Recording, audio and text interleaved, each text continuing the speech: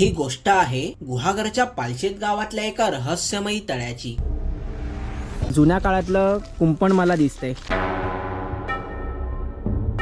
श्रीमंत तळ असं नाव असलेल्या या पेशवेकालीन तळ्याच्या परिसरात बऱ्याच ऐतिहासिक पाऊलखुणा सापडतात। त्यातल्या बऱ्याचशा पाऊलखुणा उलगडण्याचा मी प्रयत्न केला व त्या उलगडताना बरीच थक्क करणारी माहिती मला समजली। मी इमॅजिन करू शकतो की पावसाळ्यात हे पूर्ण माळरान हिरवाईने नटलेलं असेल। मागच्या व्हिडिओमध्ये गुहागरच्याच एका डोंगराच्या कुशीत वसलेल्या श्री अष्टवणे गणपती मंदिरात दर्शन घेतलेलं। गुहागर पासून निघून पुढे असगोली गाव लागलं। टुमदार घरांच्या छोट्याशा असगोली गावातून वाट काढत चाललोय। असगोली गाव पार करून आल्यावर एक छोटासा चढणीचा रस्ता लागला। चढणीच्या रस्त्याने एका पॉइंटला येऊन थांबलो व तिथून जो नजारा पाहिला तो पाहून तर मी थक्कच झालो। सुरुवातीचा असगोलीचा व त्यालाच लागून असलेला सुंदर गुहागरचा समुद्र किनारा दिसला। पुढे अथांग पसरलेला निळाशार पाण्याचा समुद्र, एकदम कमाल नजारा। हा पॉइंट गुहागर व्ह्यू पॉइंट म्हणून सुद्धा प्रचलित आहे। खरं तर काही निवांत क्षण इकडेच घालवण्याची इच्छा होती, पण आम्हाला श्रीमंत तळाला जाऊन पुन्हा असगोली समुद्र किनाऱ्यावर सूर्यास्त अनुभवायला यायचे, म्हणून नाईलाज असतो आता पुन्हा श्रीमंत तळाच्या वाटेला निघालो।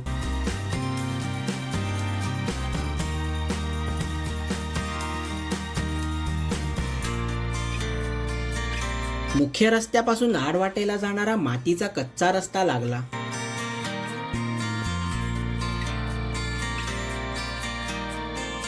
नमस्कार मंडळी, गुहागरमधल्या आणखीन एका नवीन व्हिडिओमध्ये मी तुम्हा सर्वांचं स्वागत करतो।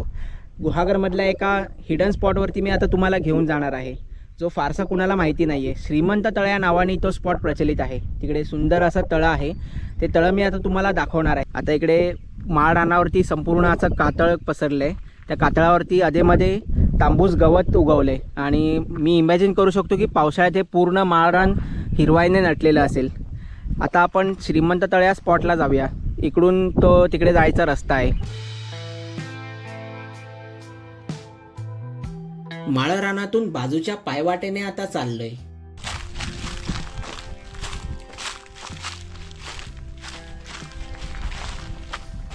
ही जागा खरंच खूपच शांत आहे। सर्वत्र पक्ष्यांचे गुंज कानी पडतायत।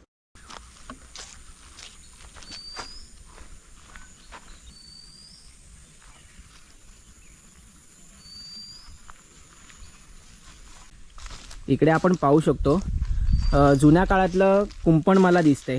बाहेर पण थोडेफार झीज झालेले दगडी कुंपण मला दिसलेले। तर कदाचित माझा असा अंदाज आहे की श्रीमंत तळ या नावाने ते तळ प्रसिद्ध आहे। मला असं वाटतं की कदाचित त्याचा पेशवे काळाशी काहीतरी संबंध असू शकतो। पेशवे काळ आणि श्रीमंत या गोष्टीचा काही संबंध आहे का श्रीमंत तळ या नावामागे? कोकणात अशा बऱ्याच अपरिचित आणि आडवाटेच्या जागा आहेत, जिथे आल्यावर आपसुकच निसर्गाशी एकरूप होता येतं।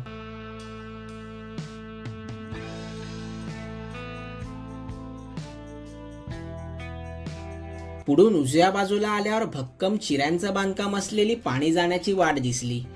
इथल्या चिऱ्यांच्या आकारावरून ती बरीच जुनी असल्याचा अंदाज आला। पूर्वी पालशेत गावाला इतर महत्वाच्या ठिकाणांशी जोडणारा हा प्रमुख रस्ता असल्याने त्या काळी याची निर्मिती केलेली असावी। आणखी थोडं पुढे आल्यावर श्रीमंत तळ नावाच्या तळ्यापाशी पोहोचलो।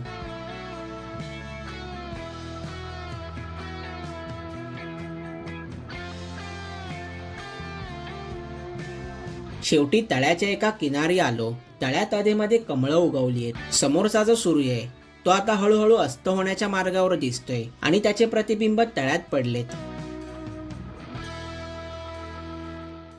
तळ्याच्या बाजूला सुद्धा दगडी चिऱ्यांची भिंत दिसली। हे एक जलस्रोत आहे व इथून पाणी नियोजन होत होतं।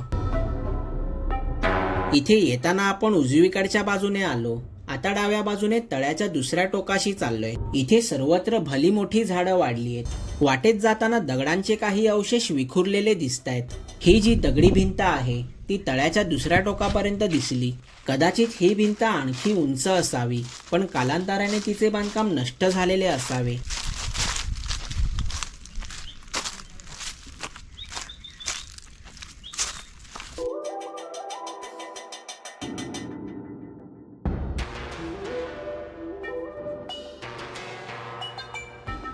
पालशेत गावाला जोडणारा हा रस्ता खूपच जुना आहे, पण या तळ्याची बांधणी मात्र पेशवेकालीन आहे.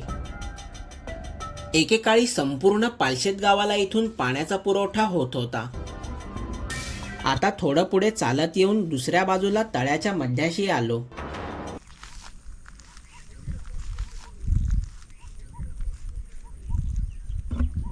तळ्याच्या मधोमध एका दगडावर आणखीन एक छोटंसं छिद्र असलेलं चौकोनी दगड दिसलं.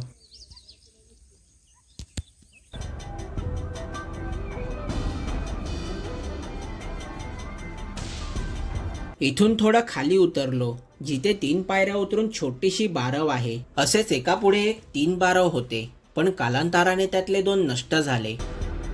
इथे वापरलेले जे दगड आहेत त्यांची पाणी धरून ठेवण्याची क्षमता असते, इतके ते मजबूत असतात. या बाजूला सुद्धा 2 कातळांमध्ये खोलगट भाग आहे, जो आपण मगाशी पाहिलेला. तळ्यातलं जास्तीचं पाणी नैसर्गिकरित्या वाहून जाण्याची त्या काळी सोय केलेली असावी. पालशेत गाव तसं खूपच पुरातन आहे आणि त्याच्या ऐतिहासिक पाऊलखुणा आपल्याला बऱ्याच ठिकाणी आजही पाहायला मिळतात. पालशेतच्या बंदरातून 3ऱ्या शतकात ग्रीक व रोम सोबत व्यापार व्हायचा. तसंच इथल्या सुसरुंडी या ठिकाणी 90,000 वर्ष जुनी आदिमानवकालीन गुहा सुद्धा सापडलीये. मागे 2.5 वर्षांपूर्वी ज्या वेळेला मी गुहागरला आलेलो, तेव्हा या 2ही ठिकाणांवर मी सविस्तर व्हिडिओ बनवलेला. श्रीमंत तळापासून माघारी फिरून पुन्हा असगोलीच्या समुद्र किनारी जायला निघालो. तिथून छानसा सूर्यास्त अनुभवला, जो पहा पुढच्या व्हिडिओमध्ये.